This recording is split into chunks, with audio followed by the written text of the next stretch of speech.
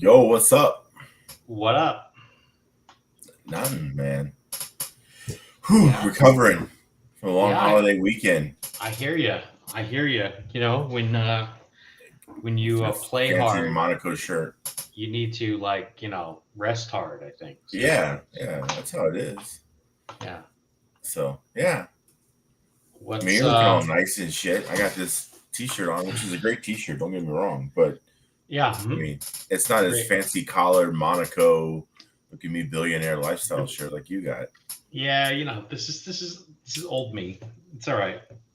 I um. I did appreciate your retro Michael Andretti shirt that you wore at the 500. hmm hmm That was pretty vintage. None of this new stuff. Let's I rock think the he's old I think somebody stuff. had Kmart on the car, wasn't it? Yeah. Yeah. Yeah. It was back in the Kmart days, and people were like, "What's Kmart?" Anyway. Yeah. But yeah, so you've traveled what, like, long and far, what, like three hours Yeah, from give or take. coast to coast or Yeah, yeah, edge to edge, yeah, and I've been uh, I've been to Indy and back. Indy's a yeah. nice airport, Yeah, it is. Really nice.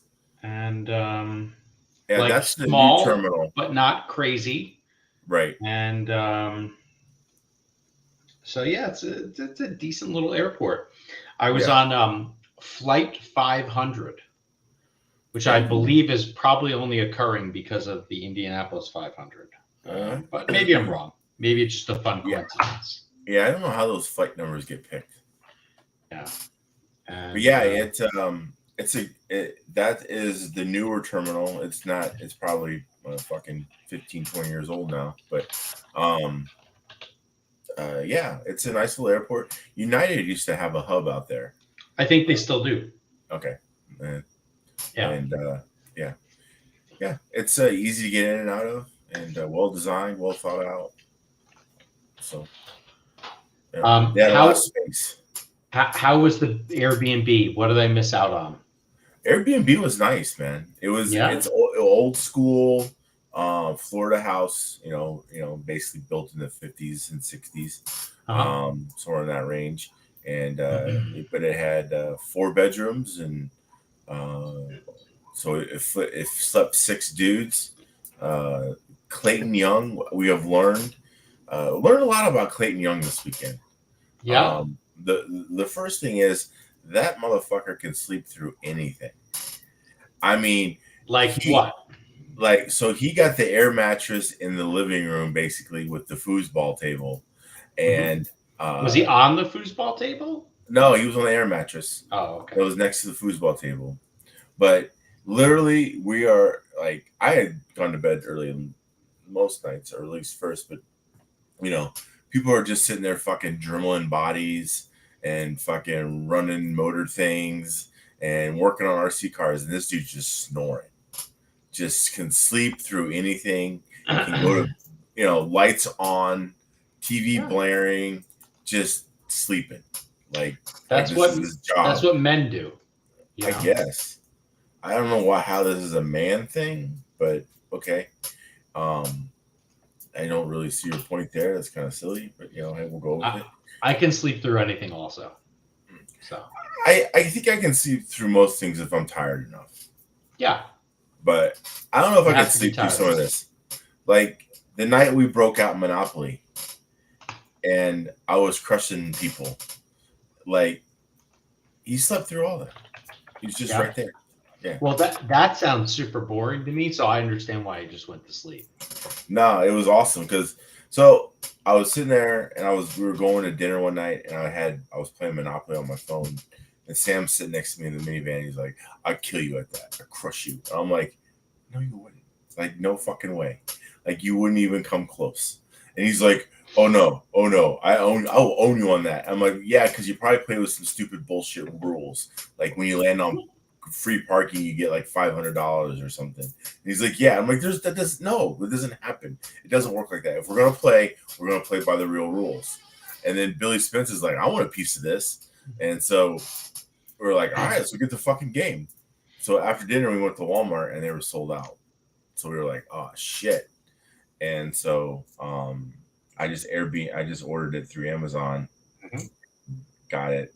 Actually, I didn't get it the next night because Amazon screwed us. So we got it the Saturday night, and so Saturday night it was on, and so it was Billy Spence, not Craig, Billy Spence, Sam, and myself all playing Monopoly. Everyone else had gone to bed. Craig Xavier kept walking in and out because he wanted to see what was happening, but he didn't also want to go to bed, so he was kind of in between.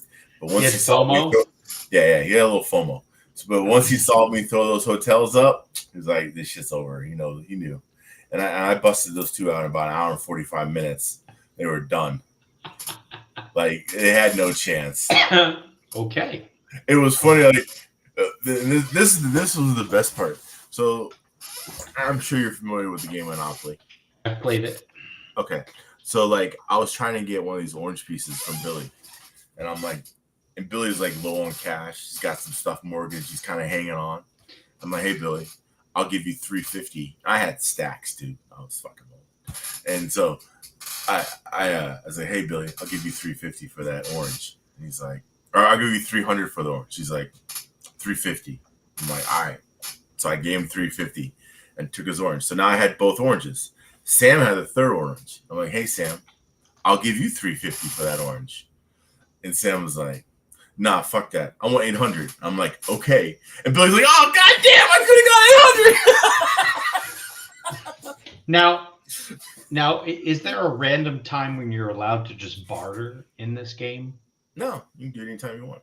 Oh, okay. I don't know if I've ever played with those rules where you just. Oh, you have to make everyone has to make one trip around before you can start doing trades and shit. Like again, there's so many unofficial shitty rules that people make up for this game. If you just play by the original rules, it goes by in like an hour and a half, hour and 45 minutes. Someone's gonna get banged out. Usually, whoever's playing me, and it's not that long a game. It's fun and family friendly. I would like to actually play it with real money. I think that would be fun. Yeah? Yeah. So basically, you'd have to come to the table with $500, and you would just like pennies or ones. You know what I mean? And if you came to the table with $500, that would be it comes out to like $2,000 if you have 4 people. Okay. And that would be enough to necessitate the bank and playing the game. And so yeah, and you just winner take all. I didn't think you balled like that, but maybe you do. I don't know. I think I would play Monopoly for $500. Yeah? Yeah. I mean, it's like going to a casino. You actually got better chances, Yeah, no, it's way slower. Like a casino would never want that. It would take too long. No. It's like what casino would be dumb enough to host an RC car race at it? Because that'll even take longer. But yeah, no, I think I always kind of wanted to. I mean, yeah. So yeah, you would just change the denominations down because I ain't baller like, oh, Jeff's in. You're talking about money now. Mm-hmm. Yeah, I think that would be fun. Yeah, I mean, yeah, because it's essentially just like going to a casino with $500 and saying, "Hey, I want to put this shit on black." And you're done in 20 seconds. At least you got 2 hours worth of fun out of this. And then Mangler thinks this is your get rich quick scheme, apparently, because you think you're good at this game. I have a philosophy and a strategy that I like to employ. Okay. Does it always work? No, because sometimes you gotta get a little lucky. You gotta have somebody who's willing to trade with you. I mean, I'm sure if I play Sam again or I play Billy again, they're gonna be like, "Fuck you." They're not gonna want to play with me. They're not gonna want to like trade with me. Yep, they won't trade. They recognize the skill, mm-hmm. and they're just like, "Oh, I'm just gonna screw you." And so, like, this is funny. Like, I was playing online one time, like against people randomly, like Words with Friends or whatever, and I was playing with this person, and they kept wanting to trade with me. And I'm like, I don't want that trade. I want this trade. Mm-hmm. And like inevitably, they were just like trying to hammer me, and I just said, "Fuck it." I was just like not doing it. And so they got real petty, and they fucking just gave all their shit away to like another player for like $1. just to fuck me over. I'm like, how petty do you have to be playing an online game that you're just like, no, I'm just gonna screw this person over. I see how you could inspire people like that. But and speaking of petty, I also learned another thing I learned about Clayton Young is he's petty too. Racer Clayton. We also learned that there's two different types of Clayton Youngs. There's Roar President, Mr. Nice Guy Clayton Young, and then there's Petty Racer Clayton Young, the guy who, oh my God, this guy touched me in 08 at the Roar Carpet Nationals there, and so now I'm going to call his sponsors and get all his sponsors revoked. Like, what? Hold on. Whoa. Let's roll back here. Yeah. This is slanderous. What is this new slanderous statement? It's not slanderous. He fully admitted it. He's like, this guy touched me. I didn't like it. Touched him how? Like on the track. Like hit him on the track. Here? No, not here. Like on the track. Like hit his car on the track. And so he didn't like that. So he called his sponsors and told his sponsors that their driver was not a very well representative driver and was whatever, and got the dude's sponsorship revoked. What lame company would do that? I'm not going to mention names because I'm not trying to implement things, but it's facts. You can, everybody in that Airbnb can definitely vouch for what he said. So again, Clayton can sleep through anything. He's rather petty when it comes to racing on the track. And yeah, I'm pretty positive that there's many a story between Bill Sider and Clayton Young while racing. Oh, that was brought up. Like he remembers like anytime anyone's ever bumped him in his life.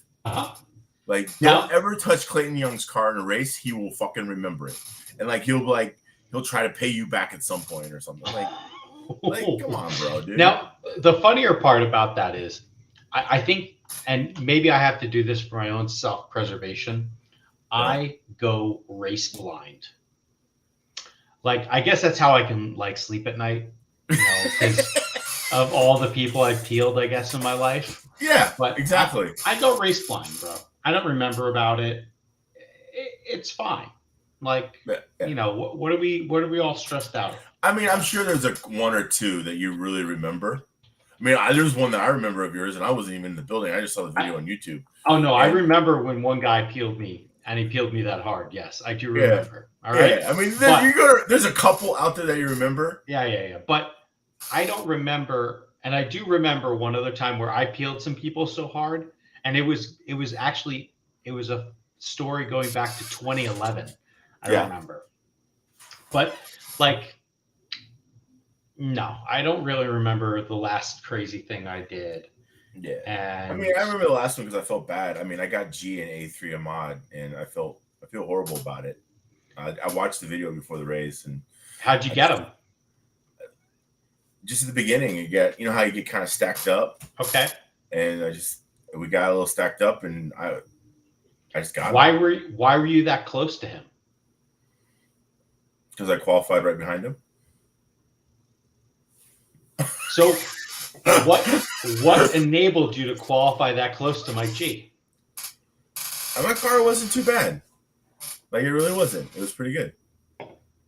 Okay. So did you qualify? Like I had better than you finished. I'm sorry? Did you qualify better than you finished? Yes. I qualified fifth, sixth. I finished seventh. Okay. So, but yeah, I don't know. Or eighth. Maybe I finished eighth. I don't remember. I don't really care. It's one of those things that's kind of like, the goal was to make the A. I made the A. Okay. See how it turns out, right? And I had moments where I thought my car was fairly decent for my ability and what I can bring to the table. There was times where the car was really pretty competitive. I realized on Sunday where that temperature range of the track was that my car really liked. It liked to be anything under 120. When it got over 120, it got pushy. pushy. Yeah, pushy. It didn't lose traction. It didn't lose rear traction. It lost No. front traction. Yeah, I just got pushy. So yeah, interesting. But yeah, if it was like 120, especially like 110, if the track was 110, dude, thing was money. Like it was the best. It would be like one of the best mod touring cars I've ever had. And like I just would have to drive it at that point. At that point, I would only be like 2/10 off of like Sam for hot lap. And what do you think you could do to resolve that? Like, how could you fix that for yourself? I think it would be a practice of moving weight. You think it's only weight? You can't move shims? No? Yeah, because like, so Saturday, so we ran Saturday we had to finish. Saturday was a big day. So Saturday we had to run. Not only like had to run Q2, 3, 4, A1. A1. Half of the event. Yeah, basically half the event on Saturday. And between Q3 and 4, I moved about 14 grams of weight to the nose. And like in Q4, my car was pretty good. It was a little pushy, but it was like still fast. And then when the main came, the car was amazing. I just got ran over at the fucking start. And but the car was great for A1. And then A2 in the morning warm up, it was really good. And then for the A1, it was just slightly on the tight side because the track had warmed, because we didn't start till like 11. Mm-hmm. So by the time it ran, it was like noon. And we ran pretty quick. So yeah, by 11, my car had gotten just a little too tight. And then again in the A3, it was a little tighter still. I thought just adding dual rate would have fixed it, but it kind of felt like that, but it wasn't that. Mm-hmm. Didn't fix it. So anyway, but yeah, there was just I think a lot of cars got looser or freer as got hotter. Mine got tighter. Yeah, most cars, I would say, in temperature usually get looser. Right. Right. But that track has a lot of grip when it's hot, and that's hottest. The way they prep it and everything really seemed to do that. So, anyway, I don't know. Overall, I felt that I didn't have. I probably could even qualified better if I could have just not had mistakes in qualifying, especially like in 17.5. Like, I really feel like as far as qualifying go, I probably had a top, 4 to 6 car. Yeah. If I could have just stayed, you just needed to not be in that sort the first two. That helped. That would have helped, yes. And then, just I'd have mistakes or whatever. So, which was funny because like when we had seating for like modified, I'm like, yeah, I'm not doing the first mod seating, and I'm just like not going to do it because I don't want to I didn't want to really waste any tires. I didn't want to destroy anything. I didn't want to fuck up and make the top seed. And but I needed to scuff tires, so I ran the second seating for mod just to scuff some tires. And I'm out there just dicking around, just kind of, letting off every third lap and whatever. And somehow I didn't fucking pay attention. And I ran the last 3 laps were my best laps. And they were enough to qualify me 6th. So I'm like, God damn. I wasn't even I was just kind of like, yeah. Well, I would say you still did the right thing because you want to be in the faster sort. Like, you won't move over much if your car doesn't suck. Right. That's all it comes down to. Just have your car obviously my car wasn't as sucky as I thought it was because it had gotten better by Saturday. So, or actually, by the time we were doing Qs on Friday. If after having this sort of performance, if you were to rerun the race again, like let's say they were going to have a race in 2 months from now. Yeah, what kind of setup changes would I take with me? They're not even setup changes. How would you change your approach? Because you were just talking about this very well, I'm not gonna like try to Oh, seed, and I'm not gonna do this, and I'm not gonna do that, and blah blah blah. What yeah. I have a feeling there's I would like have this ran. I would high. have taken my car as is. I probably would have made a couple changes that I want to try, but basically just try to pound laps so that I don't fail or I don't. Because there was times where I was trying to be like super precise and like not clip fucking corners, and then I just clip corners, and it would just fuck me up. So like the car was able. I was able to drive the car harder than I typically had been driving cars, and especially a mod, and the car could take it. So it was just trying to learn, well, how hard can I actually drive this thing, and not overshoot the corner, but then also not drive it too soft that I'm clipping edges of berms and shit and rolling over. So there's a fine line in there. So it sounds like you found religion or something, coming into this weekend or during the weekend. What happened?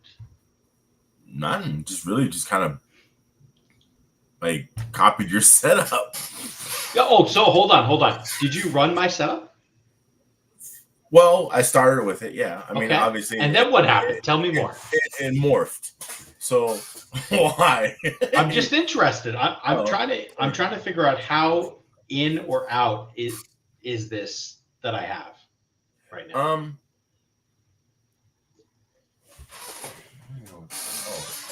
So like, if I was you, I would write down setup sheets. That's what I would do. Yeah, I do that.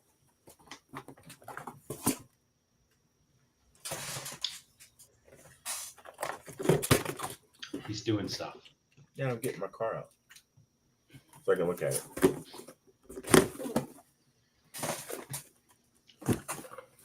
So, basically, one of the things I did is you ran that cut top deck in the rear. I took that. Well, yeah, I took all that. I took that shit off. That was the first thing to go. That was not doing it. Did you ever try it again? No, there was no need. What did it not do? It was loose as hell and like just so much slower. Like just by changing that slower. Yeah. Okay.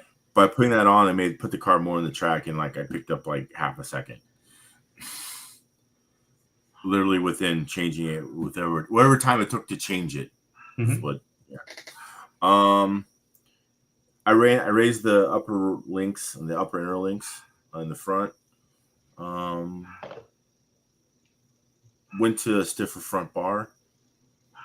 Moved some weight to the front.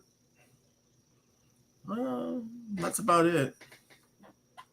Like it really wasn't a whole hell of a lot. Did you run a heavy front spring, or you ran a softer front spring?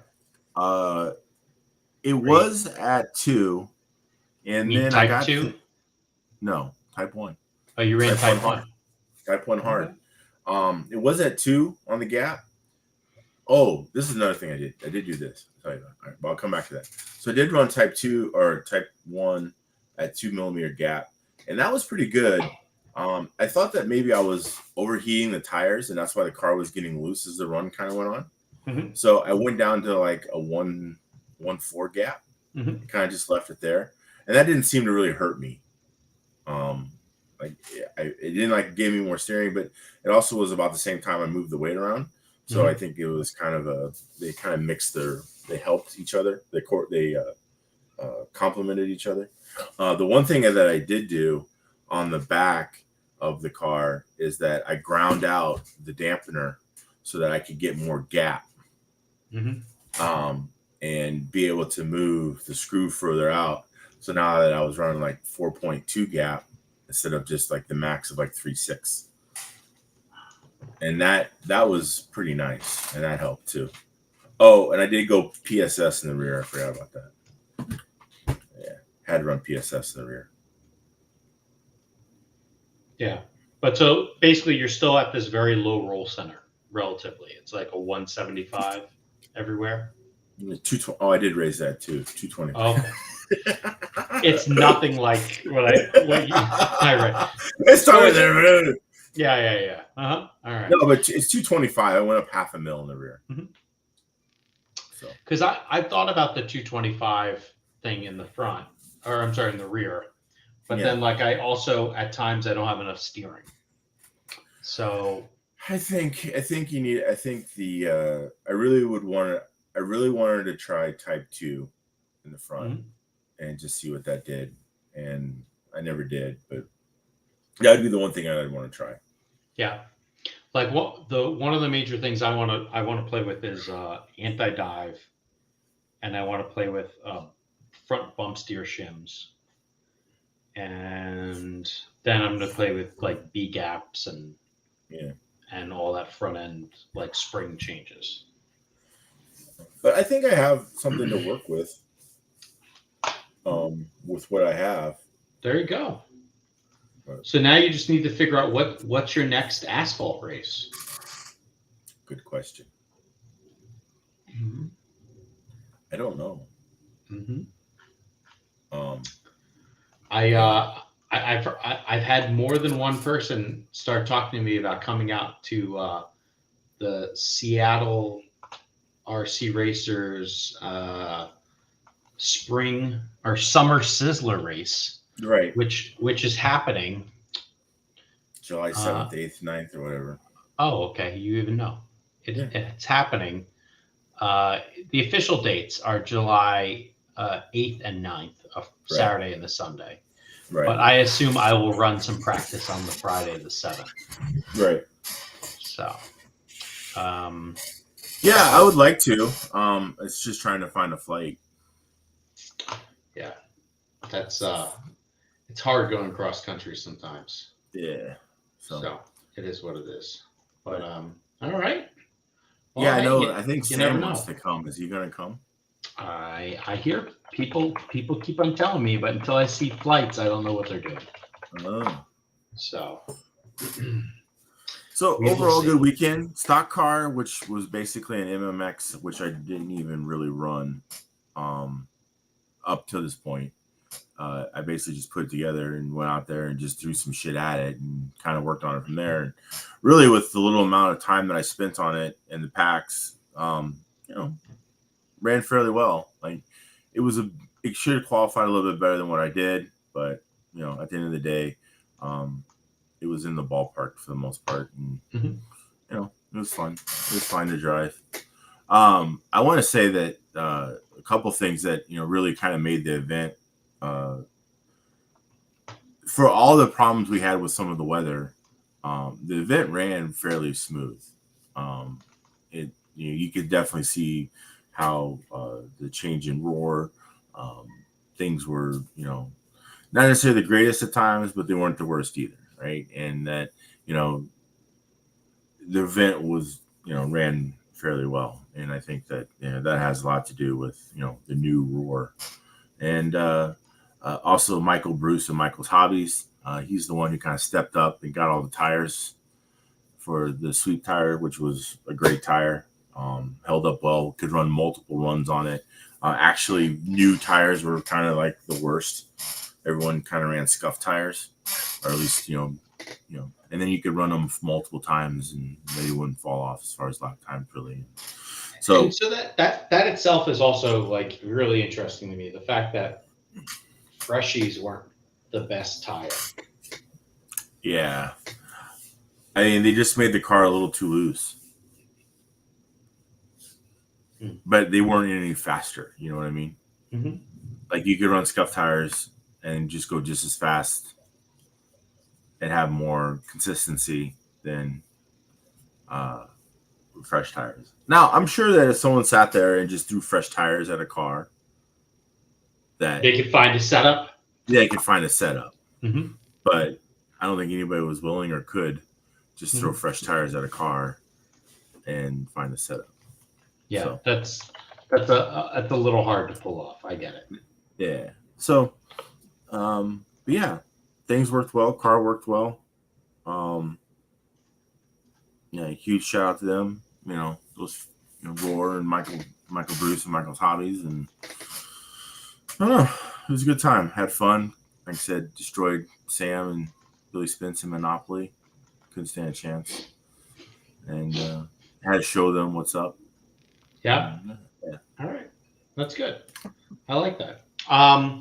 What else? Anything else that like came across your pit table that might have helped you this past weekend? No, nothing. Oh, No. interesting. Interesting.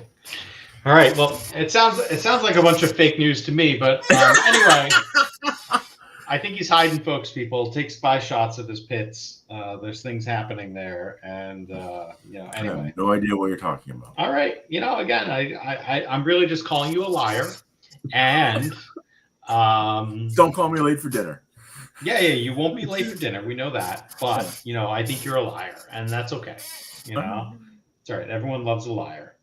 Yeah, but yeah, I think. I had a little bit of a yeah.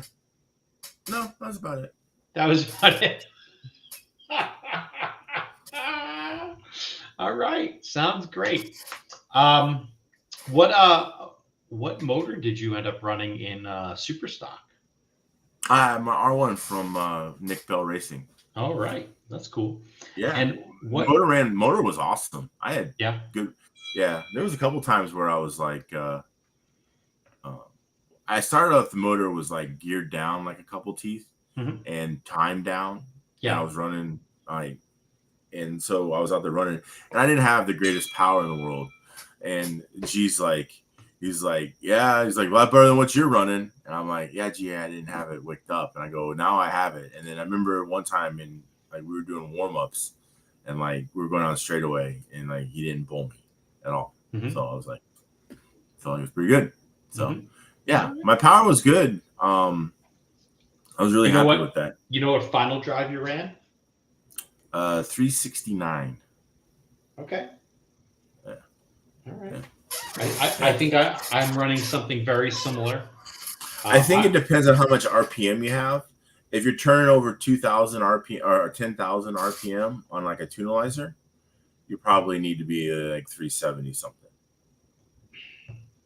I don't have a tunalizer. Couldn't tell you what that means, but well, I got a motorizer, but not a tunalizer.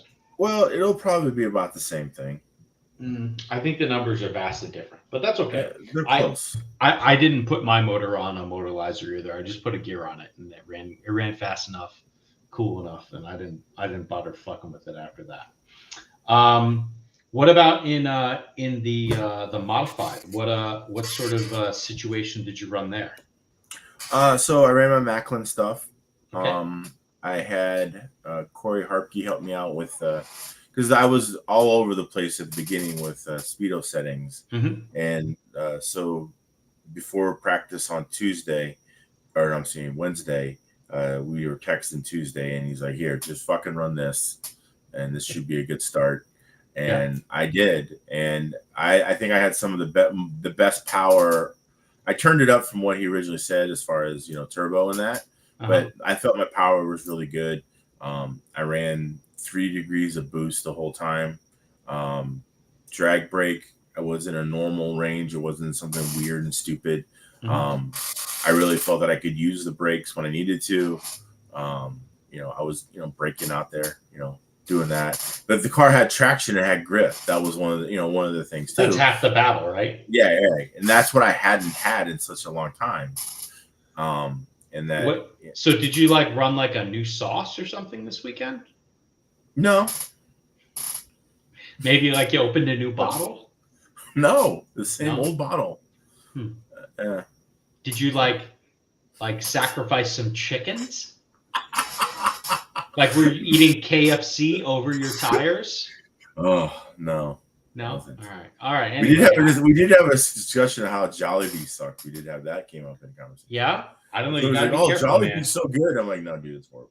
You get Filipino people spun up on Jollibee, bro. You might get caught in a knife fight. That's just disgusting. Like how spaghetti, it's horrible. It's just not good. Egg noodles and ketchup all day long. And the chicken's not even flavor. Chicken doesn't even have flavor. How the fuck do you not have flavor in your chicken? Come on, man. And so I'm sure there's some dude down the street cooking out of a fucking grill that will beat the shit out of anything. So one of the first things I got to do when I go somewhere is I need to find me a fried chicken spot. So I already got one of those. I'm good. All right. It's not that hard. But yeah, I got two actually. But yeah, I don't know. But do you know Jollibee is like the most popular fast food restaurant in the Philippines, and that they have basically put the ass whooping to McDonald's when it comes to fast food, and like McDonald's is like we get and like so basically the two fast food choices you have when you go to the Philippines is Jollibee's and McDonald's. Everything else couldn't make it, and are fucking are out, and McDonald's is just like hanging on. That's how much they love that shit, and that's how horrible it is. I don't get it. Whatever. All right. To each their own. Well, yeah, So hey, let's go through some of these race results from the event. Okay. Let's show how everyone's shocked and awed out there. All right. So, well, here we go. Mod Touring AAA main. Okay. Now I gotta say something here, and it's no offense to anybody, but I'm really shocked how Jacob Cruz finished second overall. I think that's a great result for him. All he did was get seconds. So a 25, a 25, and a 25.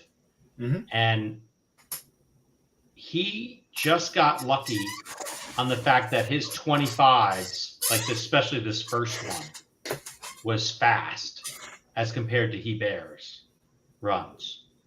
So it's an amazing tiebreaker where a guy just gets a bunch of seconds, and he gets second overall. Pretty interesting. But cool to see Jacob. Probably one of the few people out of the, on the other side of the Mississippi to show up at the event, actually have some results. So that's nice to see. Yeah, kid was fast. Especially he got faster as the week went on. Like, they kind of tuned him in, and he just kind of took over from there. And kid was on it. Great job. Yeah, it's awesome. And so Hebert qualified second. He gets third for the event. G qualified fifth. He gets fourth. Felix qualified third at his home track and gets a 5. Yeah, he had some bad luck. Yeah, it looks like A2 definitely did not work out well for him. Yeah. I don't know what happened there. I think his battery fell out. What? Yeah. That's crazy. Vera qualified 8th, ended up 6th. Robbie Sotero. Do you know Robbie Sotero now? Do you know I do now. Yeah? Where's he from? California. Okay. Well, he's a gas California guy. All right. There we go. He's a gas guy. Okay. Do you know what car Robbie was running? Infinity. Okay. Yeah, he was. He and DJ were kind of like pitting together, working together. Jiving. Yeah. Yeah, they were both Wallace Motorsports guys. Okay. And then here you are, 8th. Yeah. And then Corey Record, 9th and 9th. But looks like he had a rough 8-2 also. Did DJ go home for Sunday? Nah, he just stopped running mod. Okay. All right. Yeah. No, he ran a 17.5 stuff, but he didn't run mod. Yeah, sometimes it's hard to tell, what actually happened there. Yeah. All right, then we got let's go to Super Stock. So in this one, Craig grabbed the TQ, but it looks like he could only get 2 seconds and a first.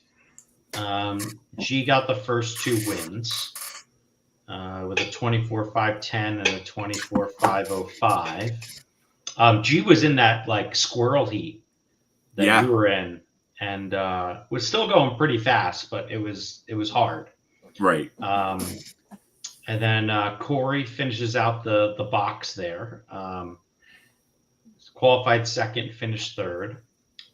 Furman nice race up here from Furman, qualifying 8th and finishing 4th. Roland, I think that's a pretty good result for Jeff. Qualifying 6th, finishing 5th. Vera, 4th, and then going to 6th. I bet he wasn't too happy about that, especially it looks like that 8-2 was rough.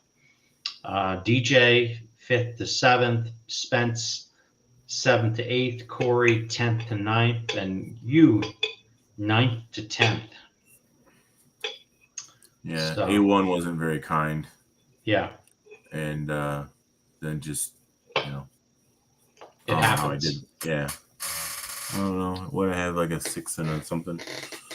And then 21.5 looks like so just to set the record straight, G ends up repeating, Sam ends up repeating, and Craig Xavier ends up repeating. And we'll get to that in a second. Yeah. But so like Craig goes 2 and out here. Corey races up from 4th to get 2nd. That's pretty good. Clayton races up from 5th to get 3rd. That's also pretty good. Mm-hmm. Furman falls back from 3rd to 4th. Spence races from 5 to 6. Roland goes down from 2 to 6. So that's pretty rough. I hear he had a rough A1 with like an epic like body tuck or something. His body got smashed. Yeah. Jarrett Parsons, which is probably one of the people I should remember how badly I peeled him before. He qualified 7th, ended up 7th. Jimmy Morris, 8th, qualified 8th, finished 8th. Chad Peets, 10th, finished 9th. And Franco Santero, 9th, and then 10th. So it looks like Franco had a problem in A1 or A2 also. So I don't know. All in all, not too bad.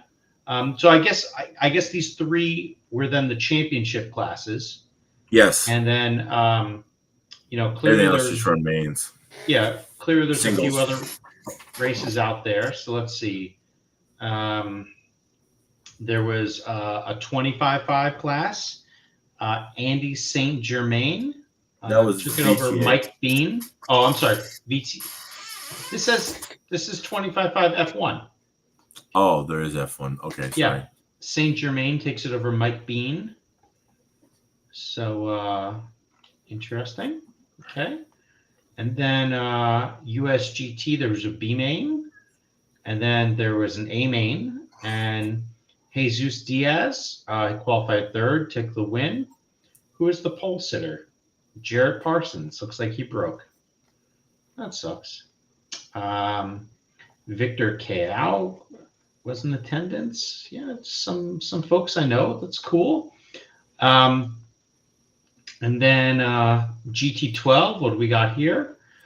Brandon Diaz with the TQ and the win.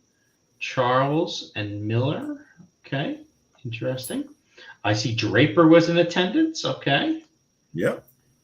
And they had front wheel drive. How'd the front wheel drives look? Great. Yeah. Yeah. Daniel Bristol, TQ and win. Brandon Diaz in 2nd. And big Victor front wheel drive crowd there. 3rd. Like locals love front wheel drive there. Yeah. Yeah. So On Hunter was there. So he came up from down from Pennsylvania. That's cool. Yeah, I think we had around 95 entries total, which, I think also you have to understand that this Nationals was, 6 months ago we had another fucking National, and or 7 months ago or whatever it's been. And, I'm still running the batteries from that race. Yeah. So, like, it's not like, and being that so close, I think a lot of locals didn't decide to show. The cost of the area was a little pricier than, say, what Valkyra for the hotels was. Yeah. So I think that kind of was off-putting too. I think the main folks from the East Coast kind of showed. Probably could have had a little bit more attendance. A lot of people gearing up for Soda City this weekend. That's all I heard about. Really? A lot of people going to Soda City. Like, whatever. Well, they have their summer sizzler race this weekend. Yeah. So, but yeah, it's I think again for the time of year, we got the race in. We got every part of running that we could. I mean, we could add a little bit more practice, but other than that, a great job. It was a great event. Had a lot of fun. Appreciate everyone coming out that did, and can't wait to do it again. I think next year is probably going to be Bakersfield, if I had to guess. Well, they got to put a thing in. Well, they're a road track now. And yes, they are. So I think they'll. And there was also a call out for anyone who wants to do the paved IFMAR Worlds. And, I made sure to tag the guys over at Bakersfield and at Jackson. Yeah. In case they might be interested. You never know, Jackson would be crazy. I think Jackson would actually be amazing. But I don't know if they would want to do it.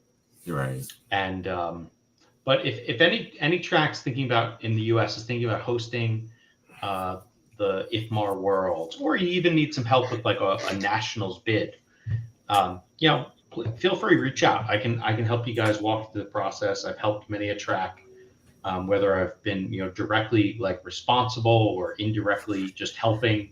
It's not that hard, and hopefully the team here now at Roar can better help support the tracks, and who knows, there might even be changes coming in the payout structures and things like that, hopefully over a period of time that will make it more enticing for folks. There is one race I was planning on going to this weekend, but I am not going to it now.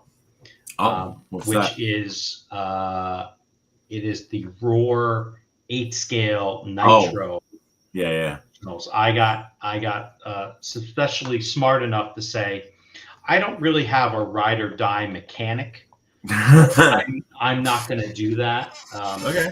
That's kind of a crazy proposition, but so that's going to be happening at A Main. You could have called me. Maybe, yeah.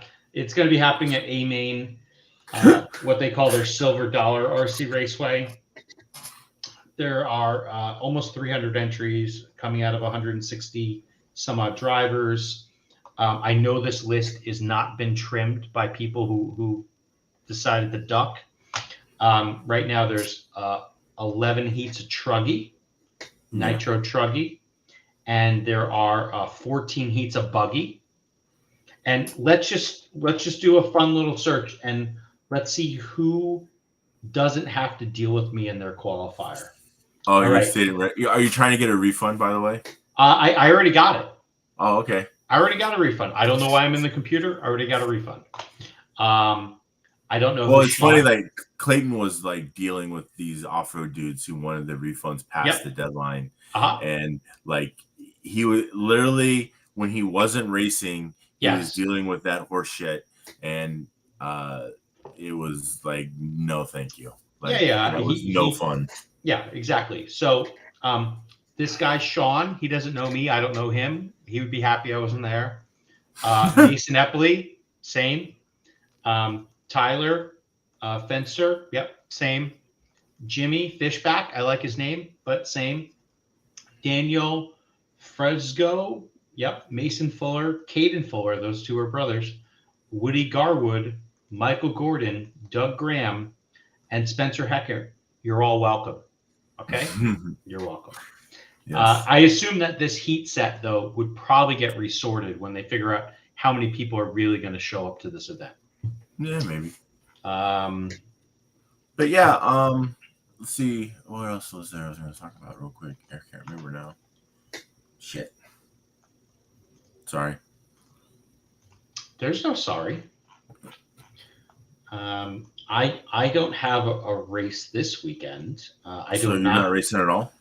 Well, that's not totally true. I don't have a race I've committed to. I might run a little 8 scale dirt at the local track. Okay.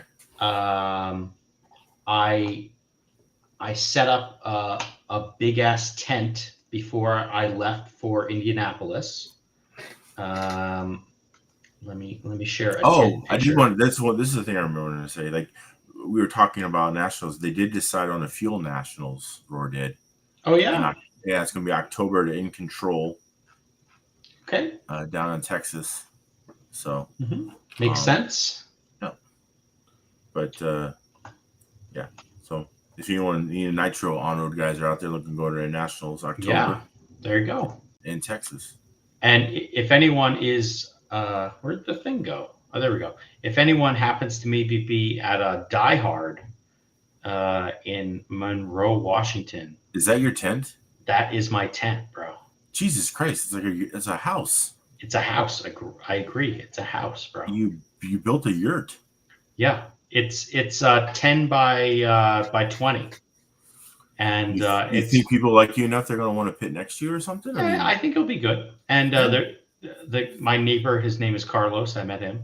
Yeah. And the right in front of you where you see the A main banner, that's an 8-scale track. And behind the tent is a 10-scale turf track. Okay. And so I have a feeling I'm probably going to be there this weekend. You built the house, you might as well. Yeah, I wanted to show up. Do you think that thing's still standing? It should be, dude. It's tied down like a motherfucker. It should be all right. There's 3 of us in a row. Yeah. There's like lots of these. It's like it's like a village. Yeah. They asked me, so what am I going to be doing with this thing? And I said, well, I plan on coming here and racing. And I was like, I also planned on running a brothel out of it. So, yeah, whatever. We'll see what happens. I think you'll probably do better with the brothel than you will the racing. Thank you. I appreciate it. Are you the one hosting in the brothel? Or is this, No. Are you the one providing services to all the gentlemen of the track? No, I don't think that would go well. Anyway, with who? Everyone. Anyway, to all the gentlemen of the track, you're terrible. But yes, I am aware that the Soda City has a carpet race this weekend, and the guys up on the West Coast in Vancouver, they have their opening asphalt race this Saturday. Well, you should go up there because your shit's so dialed. And I'm thinking about going there. I think I need to find a victim to come with me. Wow. All right. I don't know, it's like a 2.5-hour drive. It'd be nicer just to go with somebody else. That's all. Oh. I'm sure you can get a Daniel check to go. I tried. I think the Daniel checks are busy. So we'll see. Can't get a Bodine. He's always willing to go. Dude, we'll see. We're casting something into the water. We're gonna see. Corey Hartke, he needs to get out. Yeah, there's definitely a lot of dudes that need to get out. The week prior or whatever it was, I went racing. Peter Robinson, who just had a little baby, he raced 2 days in a row. That's crazy. It was crazy. Yeah, I was very impressed. Huh. So good on Peter and Peter's wife to let him go out and do stuff. Yeah. So speaking of, how'd you like the 500? You had great seats. I had amazing seats, dude. Amazing seats. Yeah. And so kudos to Jamie for getting those. Yeah, they were good seats. And it was so good that in the 2 hours of traffic on the way home, I put in an inquiry with the Speedway to try to get my own tickets. Now, mind you, I think I wouldn't have the same quality of ticket, but maybe I'll start the process of, get in with it, and then you see if you can get better tickets, etc. Yeah. So, did you go to the museum at all? Did you do any activities? No. The only activities I really did was we got there super early. We left. I was staying with a family that we were both staying with a family, one of her old college roommates that lived now in Indianapolis. Mm-hmm. And so it was ended up being 6 of us. So 4 adults, if you can call me an adult, and two children. Okay. So like basically like a 6-year-old and a 9-year-old. And so so I can relate to that. Anyway, so we left their house at like 7:45, and just like, well, I thought it was interesting when they're driving around locally, they aren't using Google Maps or Waze or anything like that. They're just, they're just going about it. All right. They're doing a walkabout. And so we go one way and we end up going to an intersection on 30th Street. We're supposed to cross a bridge. The bridge doesn't exist anymore. I'm like, oh boy. So we probably got there a little slower than it could have been. It took like 45 minutes, maybe an hour to get there. Yeah, that's about right. You guys were up in Zionsville, weren't you? I don't know. We were on like 43rd Street, something like that. I don't know. 38th Street. 38th Street is downtown. But you're all, I thought you guys were up in the northwest side. I think it was 38th Street. And like 38th Street on the east side of Indianapolis, that's where all the strip clubs are. No, that wasn't that. Yeah. So I don't think you were on that east side. I think you were, if anywhere, on the west side. And the Eagle Creek, Zionsville, very nicer area. There were a bunch of, it was a nice area. There was a bunch of like old homes that were like at least 100 years old. Okay, so you were probably on the, okay, yeah, you were over there off of by Eagle Creek probably. And a little south of that. But the fun thing that, for, I think if you've never gone, and I wouldn't have known this, you could bring food into the event, food and drink. Mm-hmm. I haven't been to many, like, I guess I've gone to car races, like IMSA car races, where you can get away bringing in food and drink. Yeah. People bring a whole fucking village, bro. I'm sure you saw it. Well, I did. They build houses and they have couches and like pools. There's an infrastructure. Yeah, they bring their own infrastructure to the race. Like, it's insane. I want to do that. You could do do they still have the glamping? I didn't see glamping, but I actually don't know if I necessarily want to be there and like be there all day or be there whatever. Did you walk around the infield at all? A little bit, only a little. How massive is that place? It's pretty big. So like the fun part for me was to kind of like walk around and check out I like the haulers. And so you can kind of see what is and what isn't going on, in the haulers. And I think that's an interesting part of like all these different infields. Yeah. And so, after me sitting there talking about like, should I go buy a school bus or some other nonsense, like, so the whole concept of thinking about these haulers is kind of interesting. And so, here's just a few of them and some random people. Yeah. And, I think, that would be really good. Imagine a tent that size. Like, what would a tent that size look like? But like, I kind of want to find out. And then, you walk past these AMR safety Chevy Silverados, and those things got to work out this weekend. And you knew that would happen. Well, it took a long time though, really. The race went green for such a long. Yeah. It was relatively uneventful during the event. Yeah. Except at the end, then things kind of got unhinged, I would say, a little bit. But it was interesting for sure. Yeah, I saw. I was going to send it to you, but I didn't.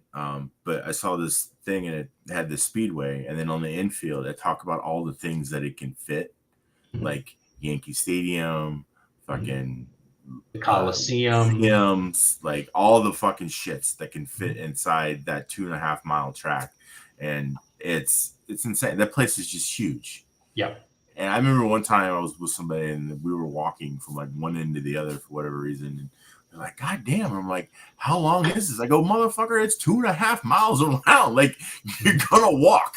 Yeah. Like, yeah, it's massive. It's a great experience. I mean, I think it's a bucket list kind of thing. I don't know. I can't necessarily do it all the time because I do find the racing a little dull because it's now that they have the monitors, you basically end up watching the damn thing on TV anyway. depending on where you're sitting. They also got like they got apps. You can see like, what's the driver's like throttle profile, and there's a lot of data. We just did it with we had a scanner. Basically, you sit there and then like, whatever it is, minute and a half later, here they come again. It's just like, you're just kind of like, and it's just, yeah. Mm-hmm. Yeah. So, well, at least it's, at an oval, they were going to come by 200 times. All right. If it was a road course, they might only come by, like at Monaco, they only go by 73 times or 78 times. Yeah. It's less, it can be less interesting. But yeah, the TVs definitely help, but it's it kind of loses some of that thing. And you're just like, well, I could just stay home and watch it on TV. Mm-hmm. You know what I mean? So yeah, but you don't hear the cars crash. Nope. You don't see them spin out in the pit lane. Right. You don't see all this other sort of stupidity that ends up happening. Yeah. And just the other part is the people watching is amazing. Oh, geez. Yeah. It's crazy. I mean, I was at Disney on Monday, and it was the people watching there was amazing. It's like that. Mm-hmm. Yeah, times 300,000. Yeah, it's that on steroids. So, but I remember the days when it was 500,000 people would show up there. Like, it's it's not what it used to be. I mean, the 90s and 80s were when it was just insanity. And I think what their expectations are is it's more corporate now. Well, that and I think they're hoping for about like 1% growth year over year, which I think would be probably pretty good. Right. But yeah, all in all, I'm kicking myself for taking 107 years for me to go, and it was a good time. And, well, good. So you're looking forward to going back, huh? I'm going to try to go back. We just need to make sure that there's no toy car race that gets in the way. Because that Reedy race thing used to fuck things up. And then the Nats, same time. So I hope, people continue to avoid this time of the year for toy car races, because it's not necessary. Yeah. Well, there was a lot of people talking at Paved about how we should bring back the Reedy race. At and where we should have it, and so on and so forth. So yeah, people are talking about it. It could happen. So anything could happen. Maybe it's not the Reedy race. Maybe it has a different a name or whatever. Thing. Championing it. The style or format. Yeah. I think that, it is an interesting format. This past weekend, the NorCal Raceway, they had a race that featured the motors formerly known as Can-Am stock touring car motors, which are the Team Powers motors. Right. So, same thing as NorCal. And where they seated people out, and they ran 6 rounds of heads-up racing, Reedy race style. Yeah. And Automatic swept the podium. Good job. Lex Tyler got the win. EJ Evans got second, and third place was Sean Williams in an Automatics. Cool. Which is not what he was racing when I saw him at the West Coast Nationals just a few weeks ago. Okay. So always interesting to see how the winds of change are. Yeah. And but yeah, so there are places trying to do Reedy race style events. I just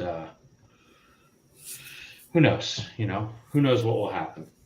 That is a fun style. Unfortunately, if you use Live RC, they charge you more money to run that style race. You gotta really? Buy their higher pack to pull off that race. Well, you could just run the race and do the points on your own. You can. It's a pain in the dick. I've done it before. You don't want to do it. Did you watch the F1 race? I eventually got to see the F1 race, and I think we didn't even talk about the IndyCar race. We can talk about that. I watched the highlights. I didn't get to watch the whole race, but I watched the highlights. So the two things I'll say about the IndyCar race is Joseph Newgarden. If the other people around Joseph Newgarden didn't have a bad race, I don't know if he would have won. Right. So like he would seem like to be like a top 5, top 8 car. Well, he was starting to move forward. Yeah. But like Palau got crashed into by Rinus VK. VK got sent to the back because of a drive-through. But Palau raced up to 4th, dude. Pole sitting, fastest run ever. You come back from having to change a wing and you get 4th. So that's pretty big. Right. The other one is basically 2 of the 4 McLaren cars just epically failing. Super fast cars. Pato got up on the grass and spun himself out. And yeah, he brought it in too tight and he couldn't do it. And then Rosenquist, he got caught out in a wake off of Newgarden, who passed him. Yep. And he couldn't save it. Right. And that caused Kyle Kirkwood to hit him. And then a goddamn tire went out of the bro. Yeah. That's not cool. No, so like that's one of the reasons why I don't want to go to the Indy 500. You know, like this isn't the first time that's happened there. Oh yeah. But thankfully all that happened was someone's front fender got banged out on a shitty white car. Yeah. And it wasn't someone died. Right. But yeah, no, that's not the first time a tire has flown into the stands at the Indianapolis 500. I can remember many a year where parts and pieces were shrapnel or coming in hot.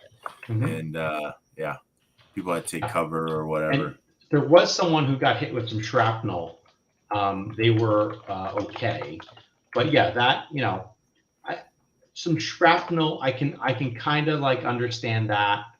But what I can't understand is how, after all the things that have kind of like changed with safety, that a rear tire comes off a car and isn't somehow tethered.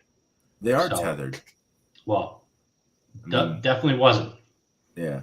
That thing broke free. You don't have to worry about those things in the bougie seats that you had. So like, Yeah.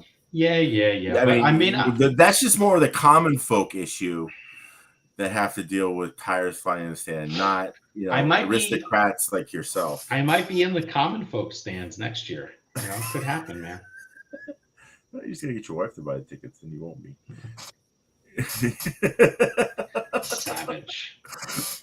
Well, because you squeak when you walk, and therefore you can't. But, wow, that's aggressive, man. She knows how to have a good time. You don't. Yeah. Oh wow, even worse. Jesus Christ. Oh,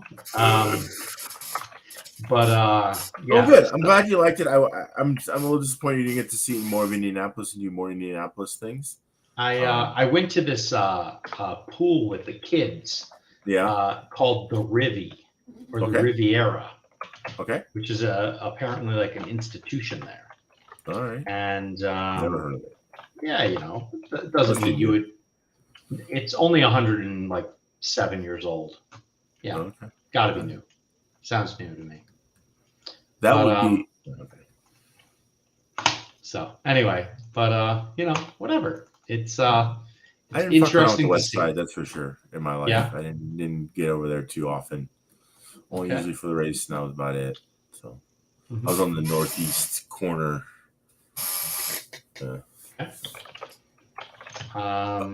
Up near where Andretti's building his new F1 facility. Yeah. Do you think Andretti will have an F1 facility and not have an F1 team? No, I think he'll get a team. Yeah. I mean, he put up $200 million. Like, okay. He's done everything anyone's asked of him. Like, how he wouldn't get a team is beyond me. I don't know. I think he might just piss people off. I think that's the thing. I think people do. I think it's just the staunchness of F1. They're just being dicks, and that when it comes down to it, I think they revel in the competition, and they wouldn't mind beating the shit out of some American team, and talking about how great they are and how that we suck. Mhm. So I think at the end of the day, that's what they really want, but they also just want to play fucking hard to get, and whatever. Yeah, we'll see. I don't know if anyone knows how it's really going to play out.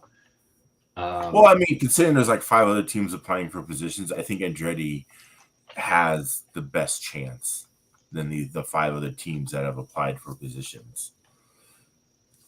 Yeah, I think it's and put it this all. way, the 5 other teams not having got nearly as much shit or grief for trying to become an F1 team as Andretti.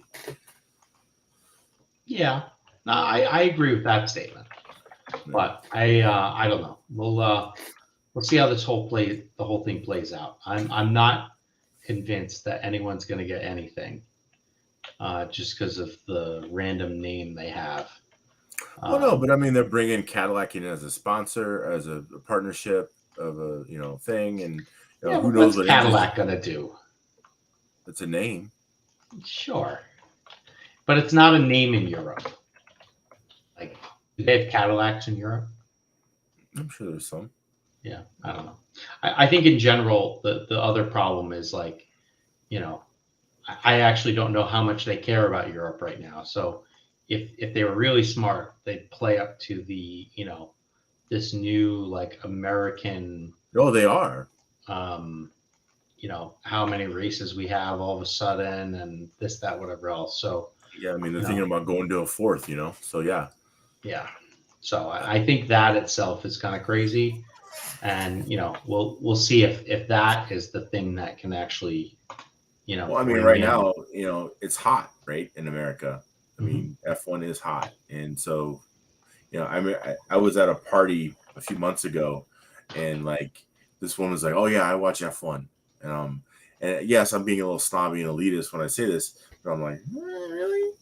You really like, bitch, you don't watch F1? Yeah. And she's like, and so I kind of start talking about her, and she's like, I'm like, she may watch F1, but she mostly watches that Netflix fucking thing, Drive to Survive thing. Yeah, and that's got her into F1 to agree, but she doesn't like, and that's fine. We need those fans too in F1, and I'm not trying to poo-poo it, but like she wasn't like us breaking it down and talking about chassis developments and who the updates to the RB19 and their or RW14 or whatever and the fact that side pods and all that the fact that McLaren now has more anti-dive in their car, just like Red Bull. Yeah.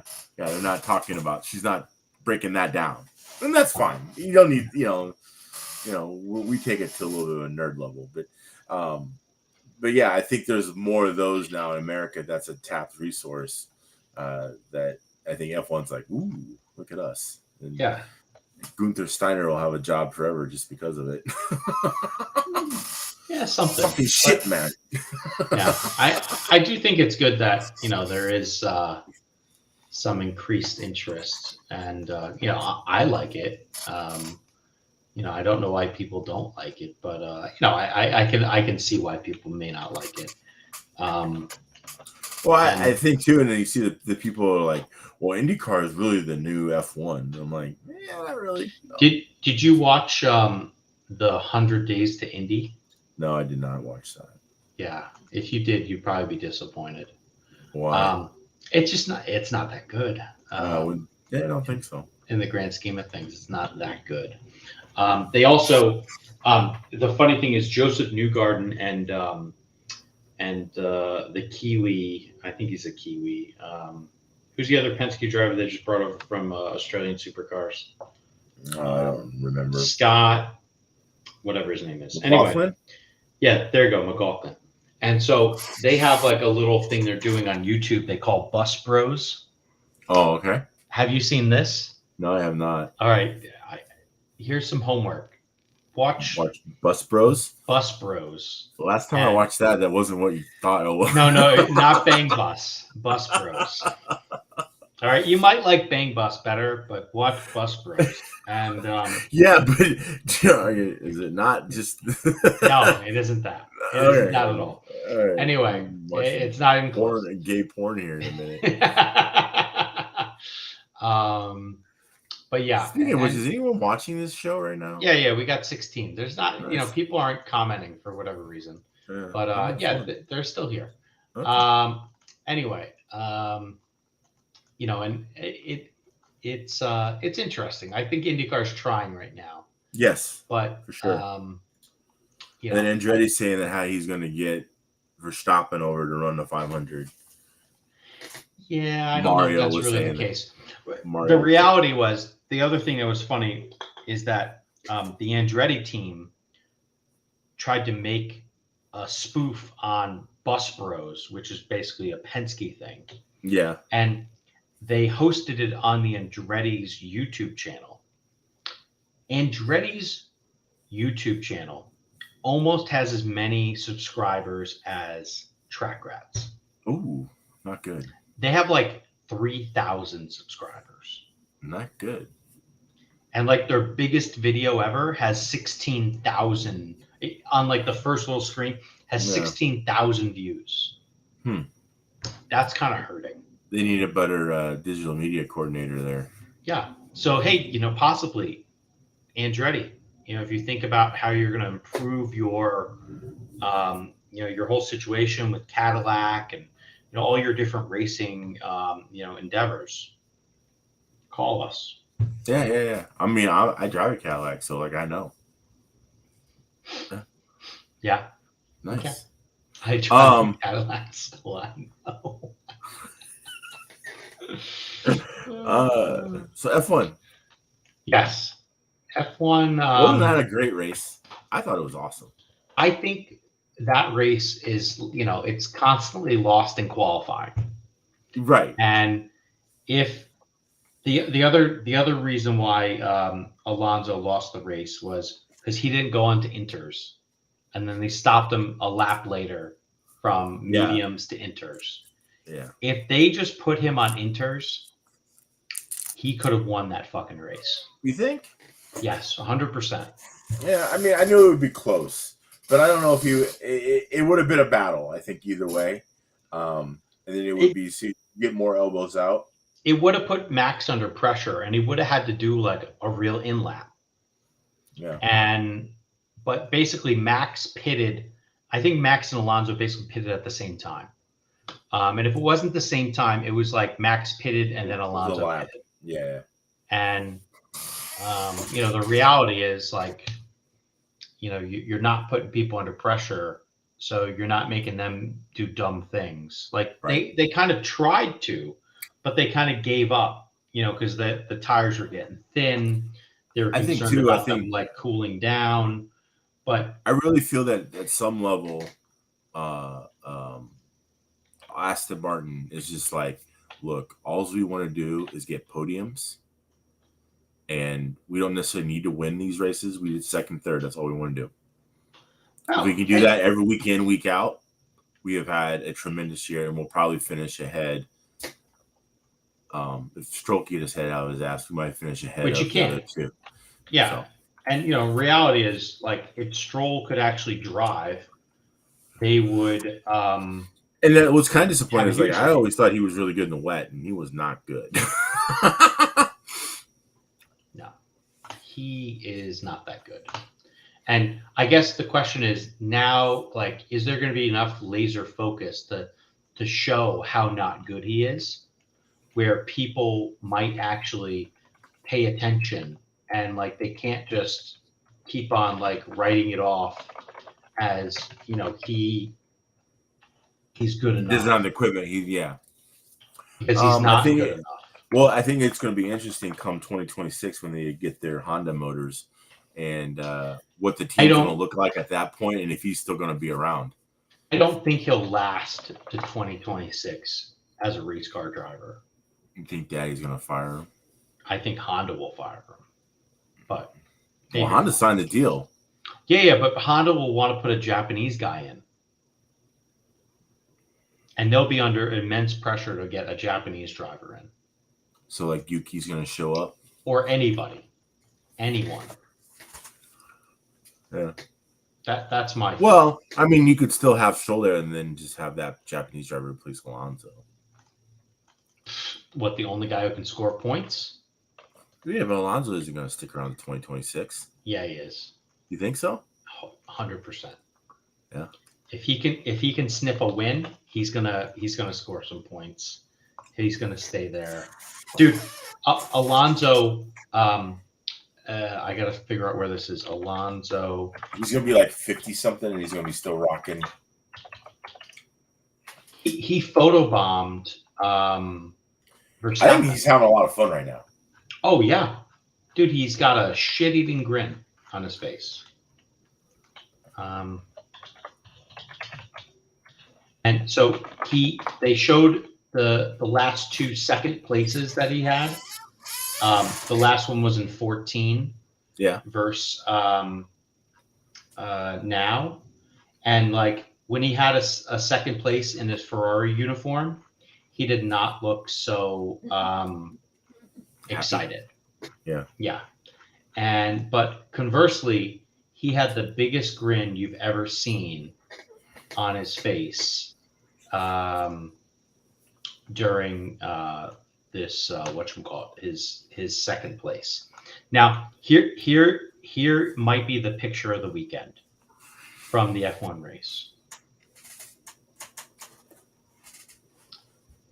Okay, that's Max Verstappen. That's Adrian Newey. Some other people, and then Fernando. Just going for it. I like that. I like that. He's having fun. Yeah, he's having fun, and it's good. People should have fun. If you're not having fun, why would you be doing it? That's really what I think it comes down to. The thing that compared his 2 pictures from the 2 different events, I don't see where that is.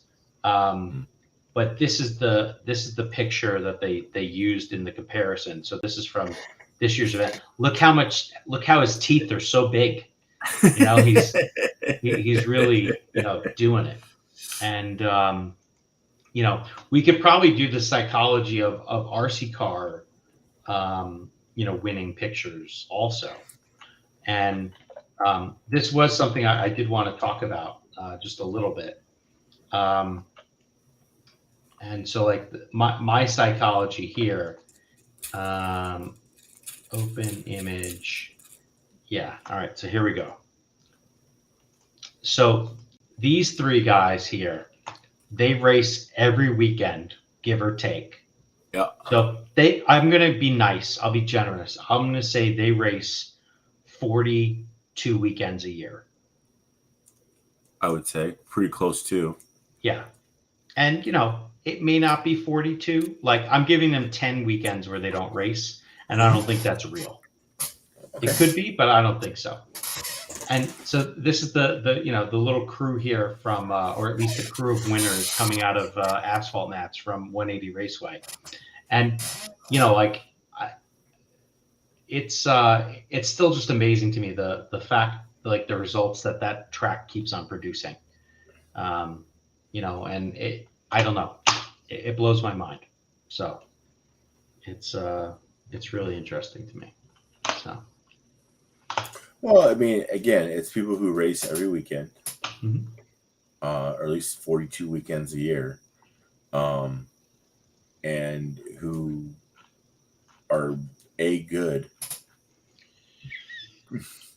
be competitive, and they push each other, and that's a recipe for success anywhere. I mean, you could have that anywhere. That. Yeah, when you have fast people and you have people who want to be at that level and being able to put the work in to be at that level, you're going to get more fast people.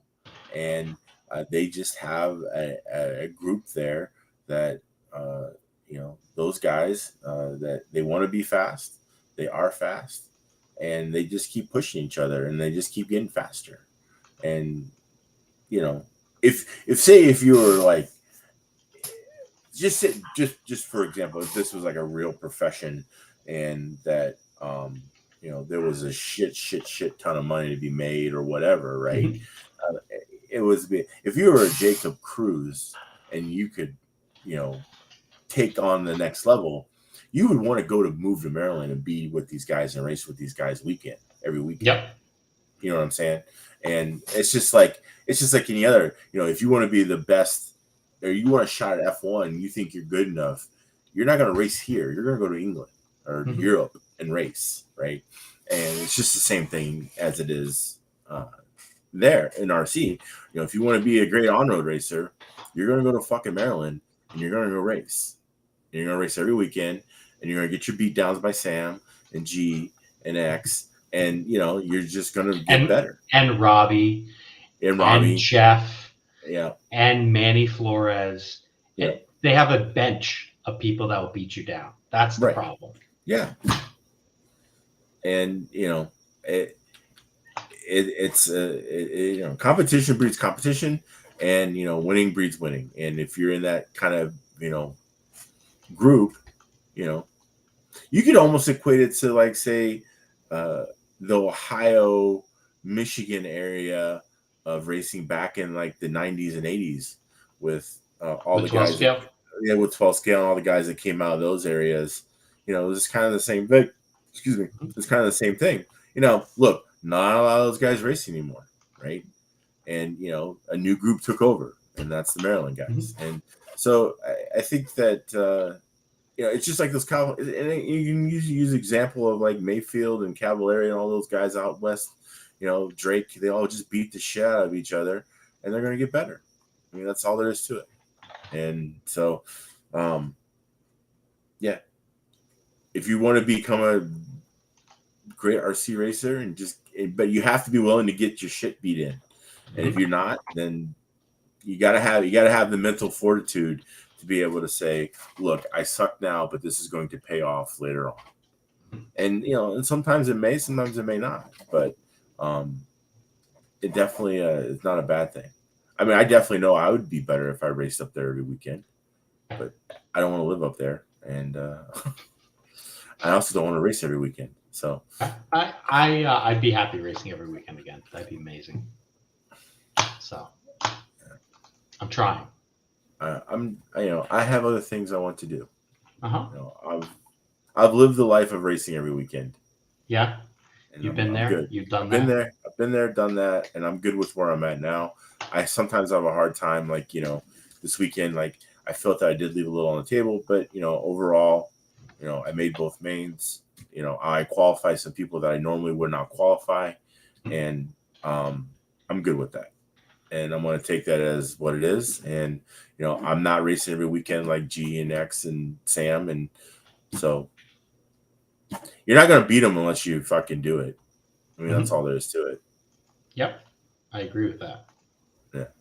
And, that's the hard part. It's hard to go do that. Right. So. But, maybe this is the time that I focus on my 21.5 program. And all I do is run 21.5 from here on out, and I get ready to take down X next year.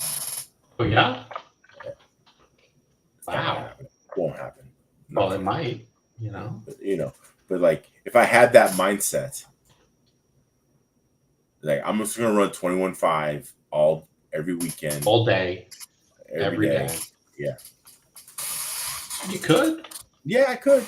You could. Yeah, I don't know.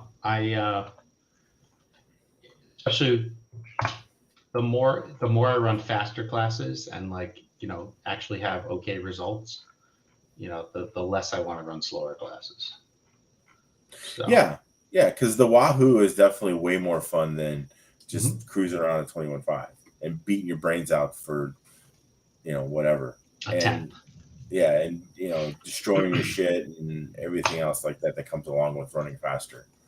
I get it. Yeah, and I struggle with that myself. Like I like running mod, but I'm not good at it. Well, you might be better than you think. Maybe the last thing we'll leave everybody with this weekend, ETS is happening. All right. Yes. ETS opener, and we got number two thing to look for.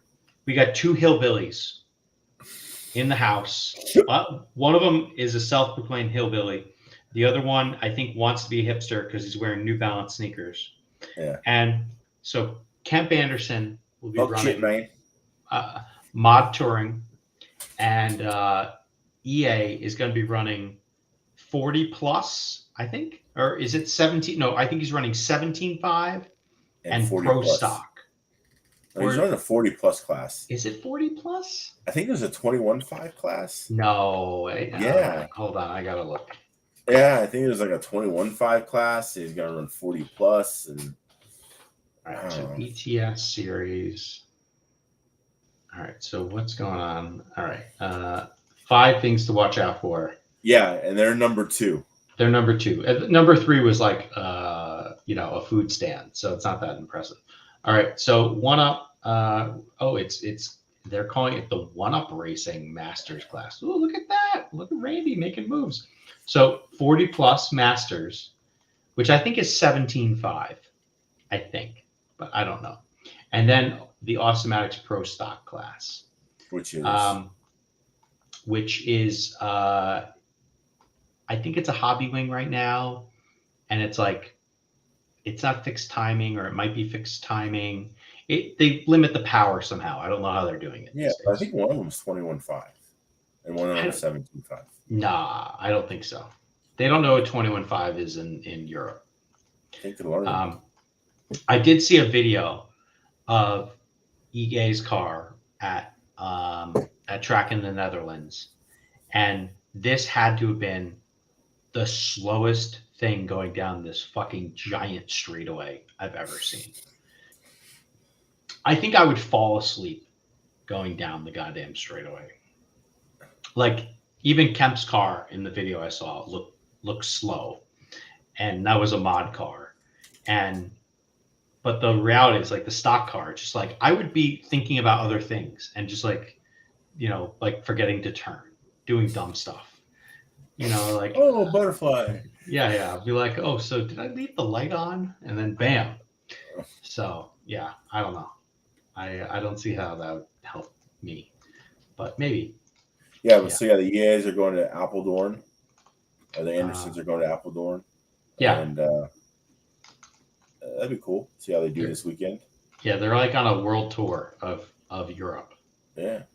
So we'll see how that goes. And I think they're heading up to Red Light District tonight. Exactly. I think they were at a coffee shop and the Red Light District, and trying to run guys in bicycles, guys and girls in bicycles off the road. So I think that's what they're doing. Big bike culture there in Holland. And it's huge. I like it. Yeah. It's a lot of fun. Are you a bike rider? Yeah, I'll ride a bike. Okay. I'm not a bike rider, but I'll ride a bike. I have a bike. Okay. All right. There you go. I haven't ridden it in a while, but I have a bike. Okay. But yeah, I actually like the mountain bike. It's just that in Florida, there's not a lot of mountains. There's mostly just flat things you can go on. Yeah, it's like, there's not like a lot of hilly terrain. You can just kind of ride through a swamp. Uh-huh. Yeah, so that sounds luxurious. Yeah, it's not. Yeah, I get that. Yeah, no, it sounds terrible. Okay. Well, hey, are you racing this weekend? I do not know when the next time I will race is. All right, so it could literally be a month. What? There isn't any races. What do you mean there's no races? This is 12 scale season now for me. Seriously, there is no races. There's no races. You're crazy.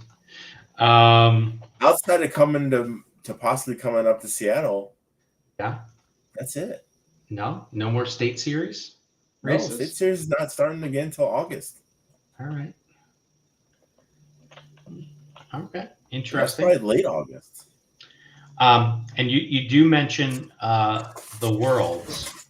So BSR put out a little brochure on their control tire for the Worlds. Congrats to Tommy and crew. Yeah, and it's nice to see, the folks in the U.S. getting the opportunity to do this. Mangler's clearly biased. I'm slightly biased too. and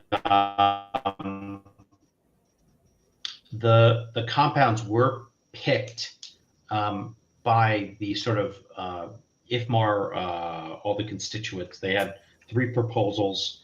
One was a blue-green, then there was a magenta pink, and then there was a Hagberg tire. And this is what was picked. And what I don't know, though, is what makes the WC version of them different than if I just got a 2732. Black rim versus white rim. Okay. Because I got black rim of these anyway. So. But that's usually, no, it's usually not the case. Usually it's just white rim. Yeah. Okay. Yeah. Yeah. And I don't see like a control stripe or anything like that, being done through them, which is funny. So black rim, hopefully people can handle that. And this is what the retail packaging looks like. And they even have a header card. Yeah.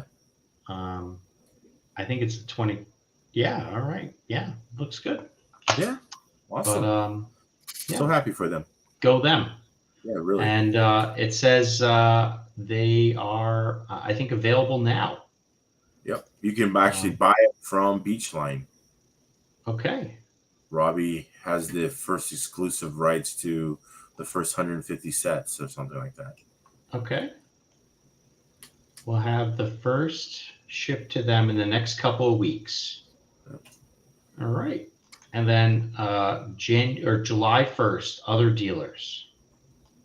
So there you go. That's it.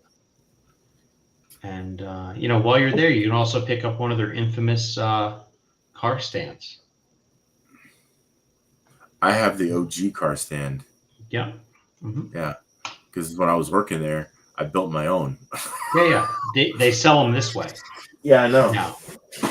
It was funny. Like this guy at the track is like, he didn't realize that I worked for BSR Jco back in the day and built all the tires. And he's like, here's mine. He's like, you fucking bought that thing? And I'm like, dude, I had this shit before this shit was cool. Like, come on, bro. Mm-hmm. Yeah. So, yeah, I've probably had this for well over 13 years. Mm-hmm. So, yeah, no surprise there. But so anyway, that's the other sort of situation right now. A lot of guys are going to be worlds prepping. It sounds crazy to prep, in my mind, to prep for worlds now. I am going to. I know EA has an unofficial warm-up race that there are people considering going to. I know Max Meschler and some others are going to be flying in for that race. Oh, really? Yeah. Okay. And so I think it's in August or September. Yeah, I'm not sure either. I'll have to look into it. I mean, obviously, I need to figure out if I'm in the fucking race or not. So if we can get that settled, that would help. Alleviate some more things. I think you can be in the race if you want to be in the race. Yeah, I think I'm going. I could be going to Morocco. Morocco? Look at you. Yeah. So I got shit to plan, and I need this stuff figured out. Yeah. I have 0 legal motors right now.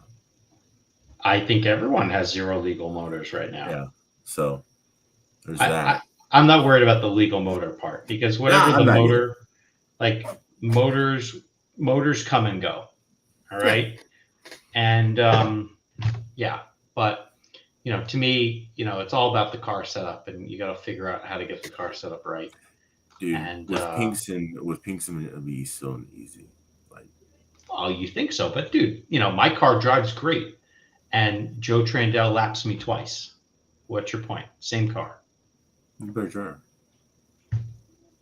Okay. Yes. Yeah, sure. Anyway, so So if it's the same car and he's not Yeah. a better driver, then it must be the motor. So we should probably be worried about it. It's not the motor, bro. I think he knows what the car needs, and he's in the zone to give people what the car needs. That's really what it comes down to. All right. And so I think that the window will be so much bigger on these pinks and magentas that it'll be nice. maybe I don't know. I do know that some of the tricks that I've come up with over the years, I think, to help rob the car of rear traction might help it. So it might actually come back to me a little bit. Well, you don't think you're going to need to rob the car of retraction. I think you're going to want all the retraction. Yeah, we'll see. I don't know. It's hard to say. But I don't think any of us know at this moment. Not yet. And I almost think I want to just show up with to the event with 2 or 3 built cars, vastly different set. Too. Yeah, that you can only get them quote unquote teched, whatever. Yeah. I'm assuming you can throw a car down. It'll be fine. And the reality is you throw a car down. Does that one work? No. Throw another car down. Does that one work? Yes, no, whatever. Which one's better? And you're going to just be operating in some window like that. And because they run the races so damn fast that once things get going and qualifying started, yeah, you don't have a lot of time. No. So it will be we'll have to get figured out. Yeah. But yeah, in any case, that no racing though for me. I don't have any races coming up. Yes, they are racing at Beachline on Father's Day weekend, but I probably want to spend time with my father. So that's more important to me than that. So really, there is no racing coming up for me in the near future. So I don't know what I'm going to be doing. All right. A lot of trips to Disney. We might need to get you a two-wheel drive buggy so they can get acclimated to Beachline. Get used to those stools that you're gonna have to sit in. Oh, fuck that! That's gonna be so horrible. Fuck that. I gotta figure out this custom stool that Dave Vera has. Yeah. I probably will. I'll probably go buy a stool that has a back, and I'll just cut the fucking legs down so that it fits to whatever height that is. So anyway. Yeah. All right. I can't wait to see. We're gonna have stool games. So and you're gonna need shelf wars too because the pit spot's about this wide. That's fine. I'm not worried about that. Yeah. I don't think that will matter. These are very small cars. Yeah. They're only about this big. It's okay. So the worst part is managing your tires. That's it. Yeah. So, all right. Well, Mangler, figure out something. With what? I don't know. Figure out when you're racing, so you have some content to offer. I can't carry this whole thing all by myself. Okay. All right. You don't. You don't anyway. Maybe you can maybe next time tell everyone the true story about how you got fast on asphalt. It could be like setup, bro. It could be like a true Hollywood story. It'd be really good. It's your setup, man. No, it's totally not my setup. You're full of shit. Yes. Look at it. It's nothing like what you gave me. So it's just started off there. Yep. And then it changed. I mean, the front roll center is the same. Yep. The front roll center is the same. That's amazing. Yeah. Sounds great. All right, bro. All right. I'm gonna go. Take care. Later. Yes. It's always a pleasure. And for everyone out there, don't forget, we're on YouTube. You're listening to us now on the YouTube Live, hopefully. We do this every week for the most part. And, please like and subscribe. Mangler provided a fire short And if you want to maybe figure out why Mangler's so fast, look at the short that we dropped. It was our biggest short ever. Maybe I should play the short for everybody. No, I have no idea what you're talking about. I have a feeling that people are just missing out on this. And that's okay. Let them miss. They're just missing out. It has no bearing on anything whatsoever. Shorts. It's all mental.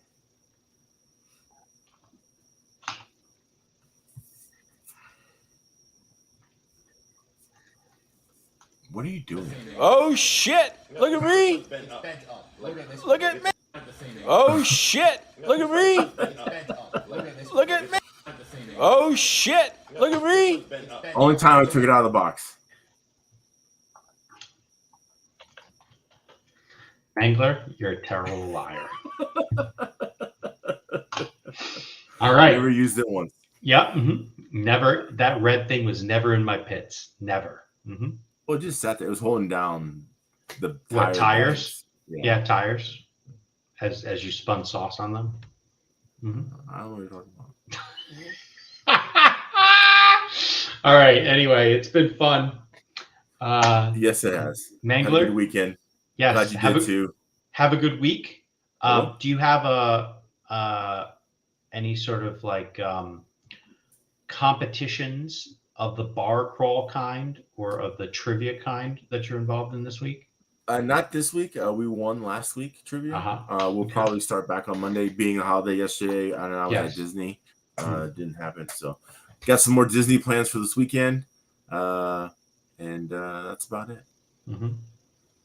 Okay. Hey, gotta get that annual pass. You gotta get that. Gotta get that usage, huh? Yeah. So. Mm-hmm. All right. Yeah. Maybe we can find you something that you can race and give us some lap times from at Disney. They used to have those boats that you could drive around. Yeah. All right, we'll see what we can do. Yeah. All right. Sounds good. All right. Be good. Like, subscribe, share, tell a friend, leave a comment. We need to get these viewers up. We get the subscribers up. Everybody watches the show, but no one fucking subscribes. Bullshit. Yep. I agree. Bullshit. All right. Peace out. Later. Later.